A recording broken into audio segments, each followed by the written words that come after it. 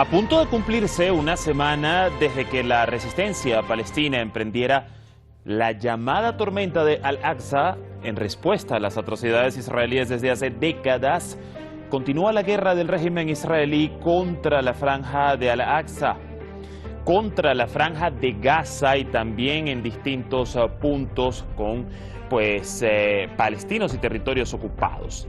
Pero el ejército de la entidad sionista dio plazo de 24 horas para que todos los civiles en el norte gazatí se desplazaran al sur ante una inminente incursión que al parecer estaría iniciando a esta hora.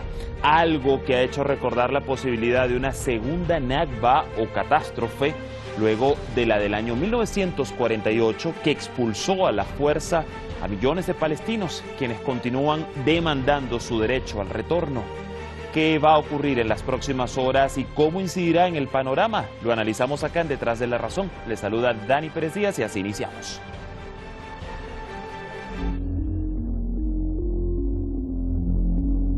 La asediada franja de Gaza llega a su séptimo día, bajo un fuerte bombardeo y bloqueo total. Sin embargo, los crímenes israelíes no se limitan a esto. El ejército de este régimen arrojó el viernes panfletos, dando un plazo de 24 horas a todos los civiles de la ciudad de Gaza para evacuar el norte del territorio palestino y reubicarse en el sur del mismo, ante una inminente incursión terrestre israelí. زمان بالعمل من اليوم بتهجرنا تهجير زمان بالعمل اليوم التهجير عوادي غزة اتدمرت. La medida israelí levantó la condena de la comunidad internacional. El presidente palestino Mahmoud Abbas advirtió al secretario de Estado estadounidense que la expulsión de la población de la Franja de Gaza supondría una segunda Nakba, mientras todas las organizaciones humanitarias de la ONU denunciaron la evacuación forzosa de la mitad de los habitantes de Gaza cuando no hay un lugar seguro al que ir. This amounts to approximately 1.1 million people. Now, the same order applied to all UN staff and those sheltered in UN facilities, including schools, health centers, and clinics. The United Nations considers it impossible for such a movement to take place without devastating humanitarian consequences. A su vez, el movimiento de resistencia islámica de Palestina, Hamas, reiteró que el pueblo palestino rechaza la amenaza de los líderes de la ocupación israelí y sus llamados a dejar sus casas y huir hacia el sur o Egipto. Entre tanto, el canciller iraní viajó a el Líbano para reunirse con el líder de Hezbollah libanés, Seyed Hassan Nasrallah, y el primer ministro de este país, Nayib Mikati. Amir Abdollahian repudió el apoyo de Estados Unidos a las atrocidades israelíes y advirtió de que la resistencia regional no tolerará los crímenes de guerra contra los gazatíes.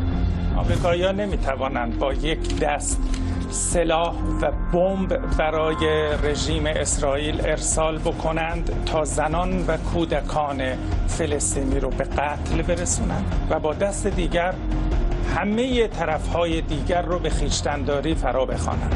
اگر جنایات جنگی سازمان یافته رژیم جعلی اسرائیل فوراً متوقف نشود، هر احتمالی متصور است.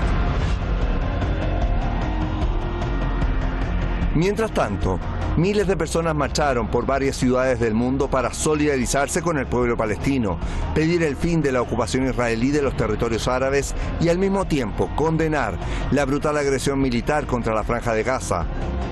En Irán, muchas ciudades fueron escenario de manifestaciones anti-israelíes y anti-estadounidenses. در این شرایط حساس انشالله مسلمان‌ها و کشورهای اسلامی سران کشورهای اسلامی انشالله کنار همدیگه بیشتر باشن و همدلتر باشن تا انشالله این قده سرطانی شکن بشه. احنا تربينا من الطفوله من الصغر انه فلسطين عربيه ولازم ترجع للشعب العربي. نقدم كل اللي نقدر نقدمه من دعم للشعب الفلسطيني. Los combatientes de Hamas lanzaron el pasado sábado una operación sorpresa denominada Tormenta de Al-Aqsa contra objetivos israelíes en represalia por años de atrocidades, ocupación y asaltos a las santidades palestinas por parte de Israel. De hecho, desde el año 2008 el régimen de Tel Aviv lanzó varias campañas militares contra Gaza, entre las que se destacan las del año 2008, 2009, 2014, 2021 y ahora 2023. Pero previo a esta reciente escalada, al menos 6.399 palestinos y 308 israelíes habían muerto a causa de la guerra israelí contra Gaza.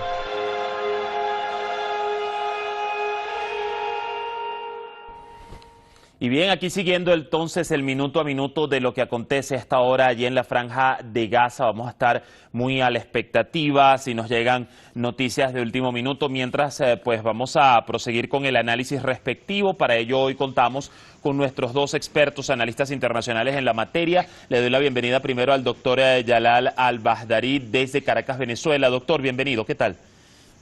Bienvenido. Gracias, hermano. Gracias por recibirnos.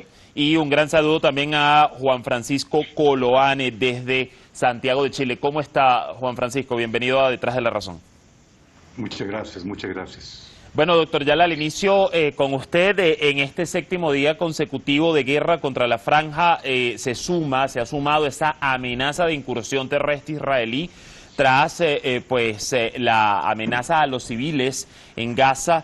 Y la advertencia que le hicieron a través de panfletos de evacuar la parte norte y reubicarse al sur. Pero le pregunto, en medio de una destrucción no colosal que le hemos observado y el asedio a Gaza, ¿realmente pueden estar los civiles seguros, entre comillas, en algún rincón del enclave? ¿Cómo lo ve usted?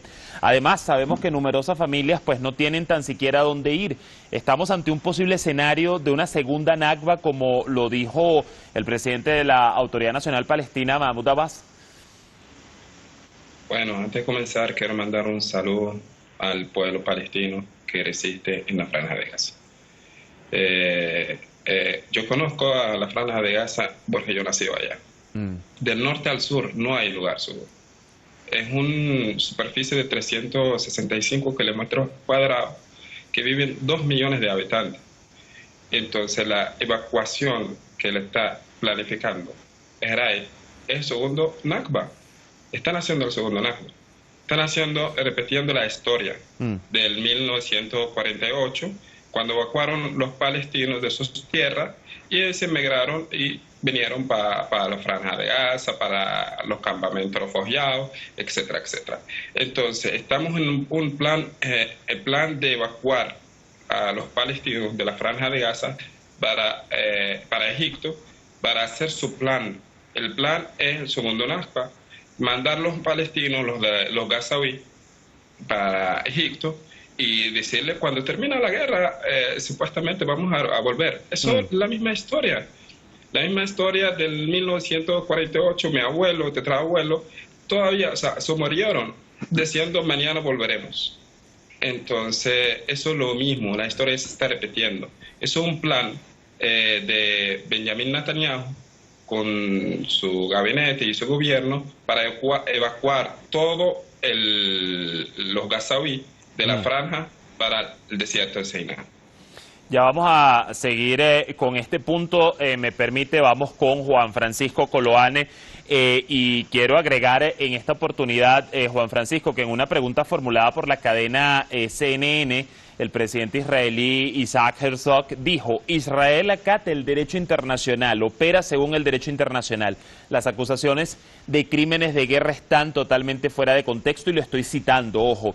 Le pregunto, ¿puede ser esto cierto, estas declaraciones ciertas, cuando, por ejemplo, Human Rights Watch ha denunciado el uso del fósforo blanco en los ataques contra Gaza, un arma prohibida internacionalmente, recordemos, o por ejemplo las denuncias de la propia UNRWA y la Cruz Roja Internacional sobre el ataque a sus instalaciones y personal desde las afueras israelíes, y esto tan solo por poner dos casos?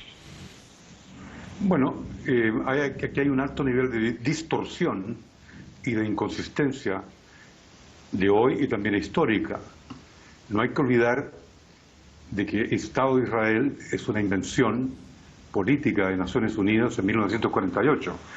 Yo no quiero remitirme solamente a la tragedia de hoy, quiero ir al tema macrohistórico. El Estado de Israel es un error histórico porque se decreta un Estado de Israel y se expulsan a los palestinos después que vence el comodato británico. el colega venezolano debe saber mejor que eso, porque sus parientes sufrieron toda esa situación. Sí. Por lo tanto, yo incluso como ex funcionario, cuando entré a trabajar en Naciones Unidas, no sabía de esta información, de que Naciones Unidas había aprobado la creación del Estado de Israel con el apoyo de Estados Unidos y Rusia, Unión Soviética. El mismo Stalin lo aprobó, que fue una medida demagógica. El secretario de Estado George Marshall, que era el secretario de Estado de Harry Truman, renunció diciéndole a Harry Truman: usted está actuando por razones de política doméstica. Es decir, el lobby de Israel presionó ya en 1948 para que Estados Unidos aprobara algo que hoy día es un error estratégico de tremenda gravedad para la paz mundial, hecha por la comunidad internacional en 1948. Esa inconsistencia, ¿no es cierto?, es histórica. Y hoy día el señor Herzog, presidente de Israel, sigue con la misma inconsistencia, porque ellos tienen que vivir, o viven con ese complejo existencial de que es una creación de un error histórico. Hay judíos que lo admiten. Yo conozco judíos aquí en Chile, otros que están en otros lados, que admiten ese error.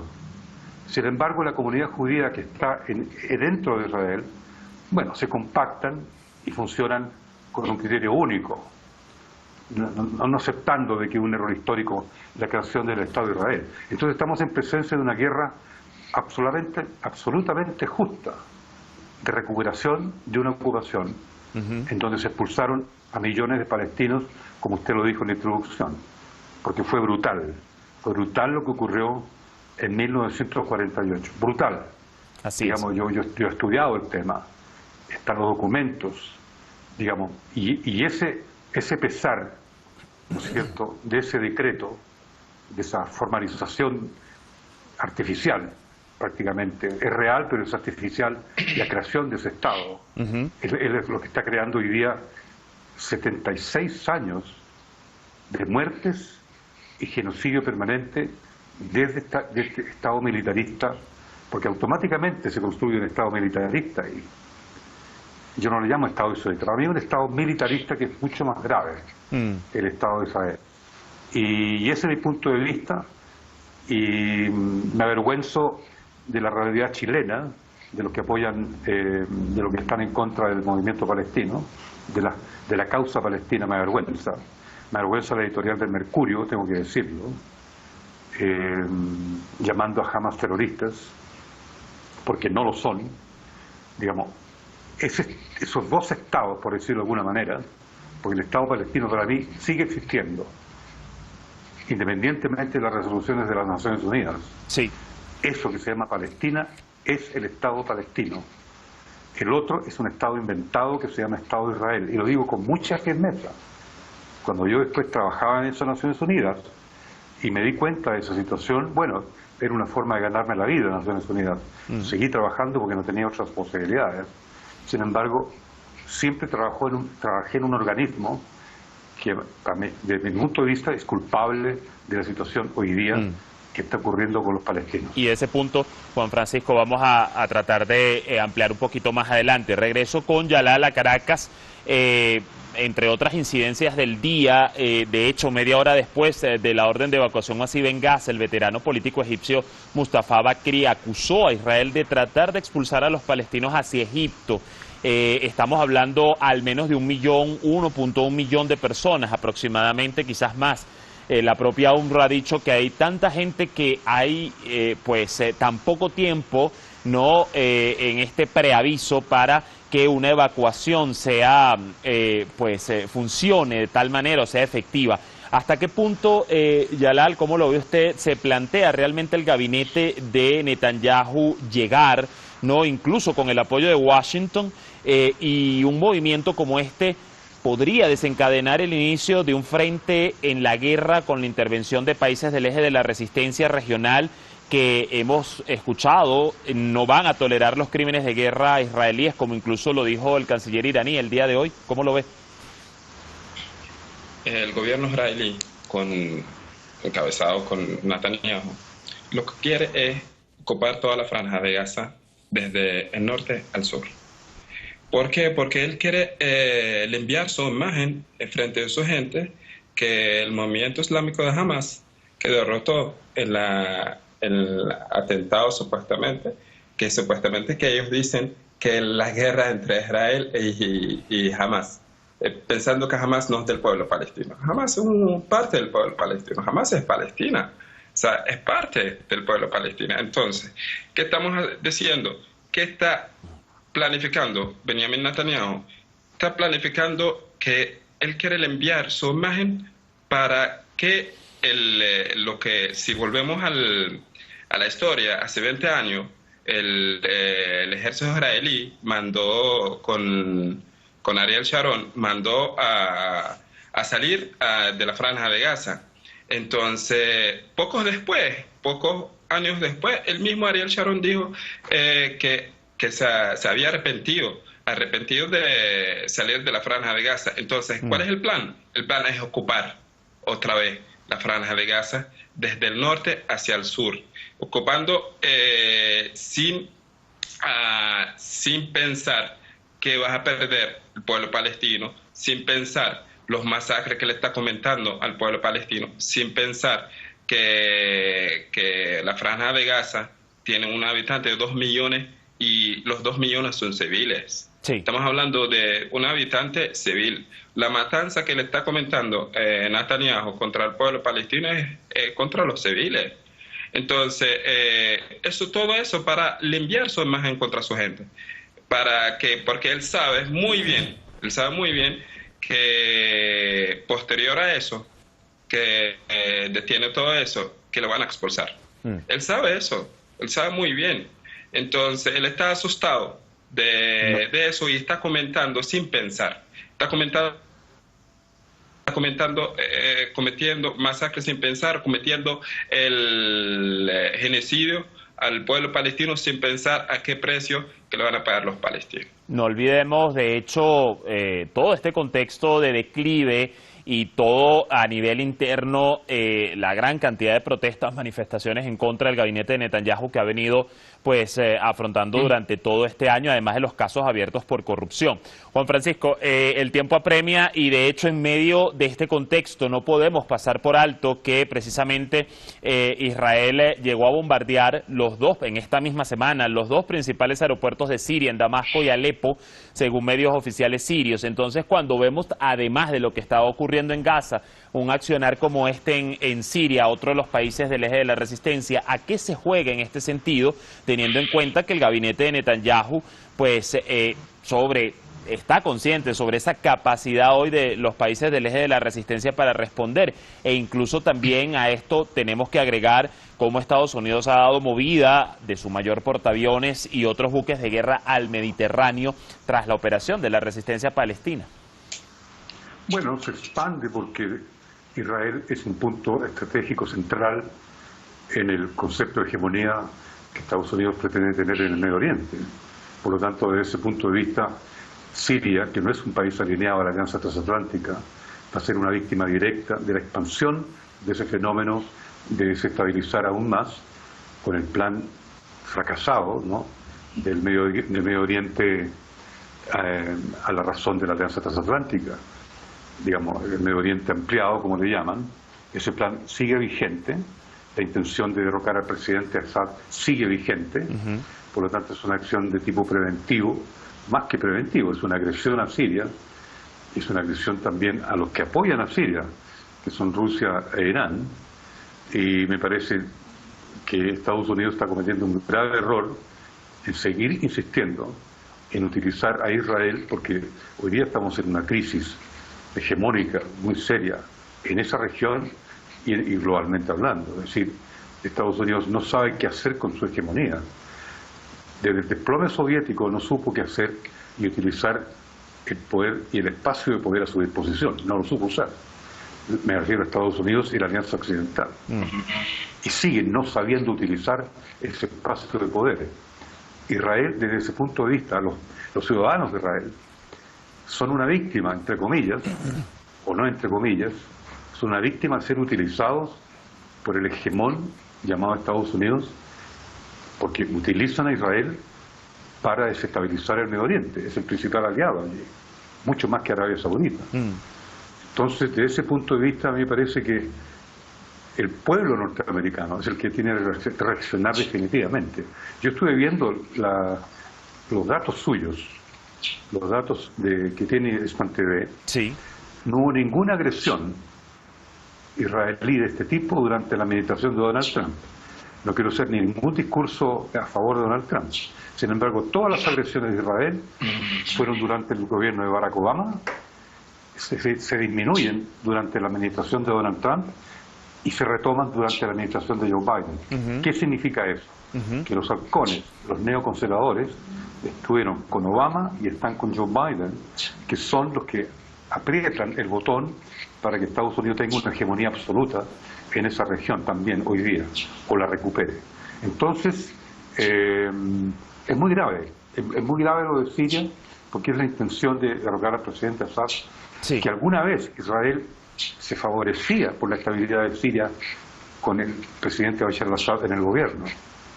Incluso en 2016, cuando arreciaba los movimientos terroristas y la oposición a Assad, entre el 2012 y el 2016, Israel, Estados Unidos, Turquía, Irán y Estados Unidos, hay un artículo de Seymour Hersh que se llama From Military to Military, de militar a militar, entonces se explicaba claramente que habían acordado estabilizar el gobierno de Assad.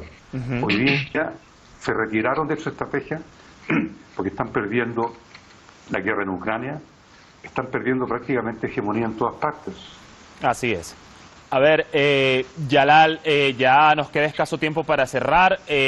No han faltado las voces internacionales que piden una especie de conferencia internacional para la búsqueda de acuerdos.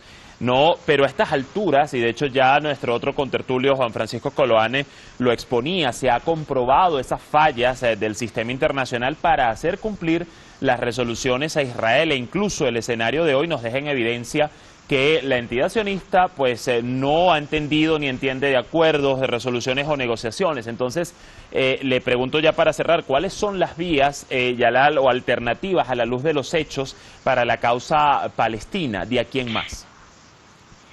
Mira, Israel históricamente no respeta los acuerdos. El pueblo palestino, la autoridad palestina se ha firmado con el Estado de Israel, Estado sionista de Israel, algunos acuerdos.